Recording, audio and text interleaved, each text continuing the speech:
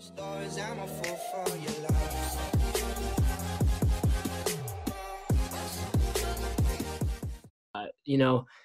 Not often you see three controversies. Well, not like controversies, but three events happen in one game that are so crazy. So the game starts, we go 1-0 down to West Brom. Not, what you really want happening. Not ideal. Not ideal.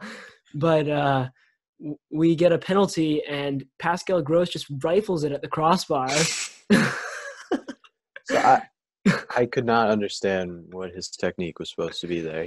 I said to my dad, leaned back and he hit it like a long ball. He did hit it exactly like a long ball. I said to my dad, I was like, he really was going for a ping. He was trying to ping it to someone in the stands. He saw Gaten Bong making a run down the sideline.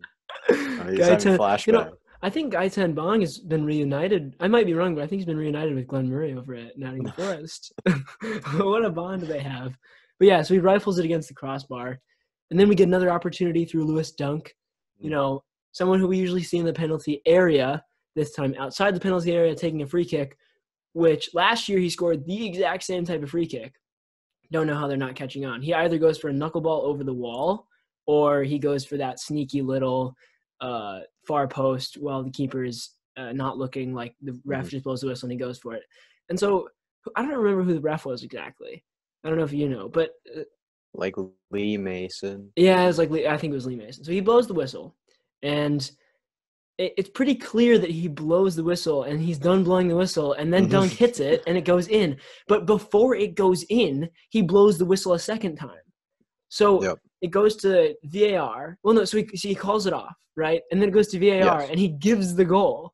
And First calls it off, calls it a goal, goes to VAR, calls it not a goal. So what I'm saying is it went. So he calls it off, but then he gets the little people in his ear. Yeah. Like, no, that's a goal. So he calls it a goal, and then there's more people in his ear. Maybe you should look at this actually. So it's been called not a goal. Now a goal. He goes over to the monitor, and not because it was an illegal play, just because he blew his whistle a second time because he wasn't ready for what was happening, he gives it a no goal. And I don't really know what to say at this point. I was like, it's the only reason we didn't score that is because you felt like it was unfair when it was perfectly lawful and under the the rules. Like, we weren't breaking any rules. We were just playing the game cleverly. Yeah, the one thing I was thinking is, okay, well, I had two thoughts about this. First, if the only reason that's not a goal is because he blew his whistle 0.25 seconds before it crossed the line, that should not matter. Exactly. The ball was no one could have. He just blew it. He blew it clearly first. He's like, all right, go ahead. And then the ball's in motion, no one can touch it. There's no, blowing your whistle shouldn't be able to change, what's going on again. Exactly. After you already gave that confirmation. And then secondly, Lewis Dunk in the post-match interview was the referees should have an interview as well and, give their background to why they gave that decision. And what's their excuse to not being interviewed as the players are every match, as the coaches are. And I think that's a great point. Great shout. I mean, in my opinion, if for many matches other than this one, but in this one it would have gone to the referee has no explanation. I would love to hear what they have to say because there's no explanation for what he did. It just seems as though he thought what was happening was unfair, which is just that's not, you don't have the right to decide whether it's fair or not. You just have the right to decide whether it's legal or not, And